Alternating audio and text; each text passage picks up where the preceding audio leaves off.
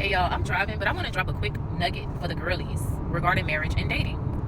Women are attracted to men with money, wealth, power, influence, and 9 times out of 10, it's because they want to see what they can get out of the situation. But no matter how much money a man has or has access to, there are men that would not do a thing for you. They would not pee on you if you were on fire, because those men want to see you doing bad.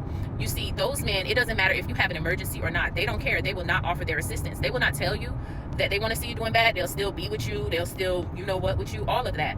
But how you know if they are for you is how they respond in your time of need. So leave men alone, no matter how much money they have, that are stingy or they just want to see you doing bad. Rather, go for a generous man, a man that will give you his last, a man that is willing to do anything for you, whatever it takes. Because let me tell you something about men like that. It doesn't matter how much it is, how big your dream is. Even if they don't have it, they will go and get it. They will try.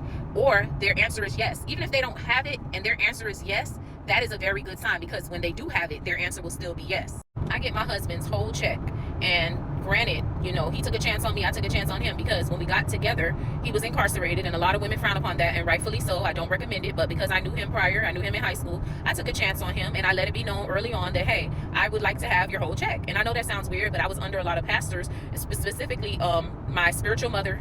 She got her husband's whole check, and these are older people. And I heard pastors say, hey, my wife, I get my little allowance and my wife manages my money. So I said, okay, bet. When I get a husband, that's how it was going to be. So I let it be known before we were married that is my intention. That is what I expected.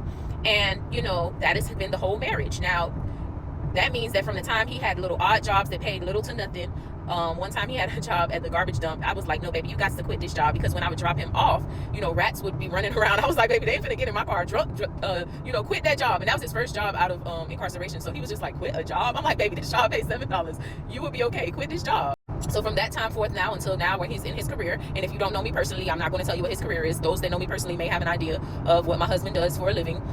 I still get his check. And another reason, now, I'm not saying this is going to solve anything, but a man that does not have his whole check, it's harder for him to cheat. Now, you can never stop a man from cheating. Let that be known. You can never stop him, but you can make it harder for him. So that was another reason why I thought when I was younger, oh no, baby, any man I get, he gonna give me that check, because I know what men do with money, okay? So throughout the ups and downs in our relationship, our marriage, no matter what, one of the things that, made me say, okay, I'm gonna stick with this man, is his generosity toward me. He would not tell me no, no matter how wild, outlandish, lavish, whatever I present to him, he will not tell me no. And that is very important to me, because I've been in positions where, men just wanted to see me eat dirt. So to make a long story short, ladies, get with the generous man. Get with the man who'll give you his last, because the man with money could very much be stingy. And men without money can be stingy too. I can't stand a cheap man.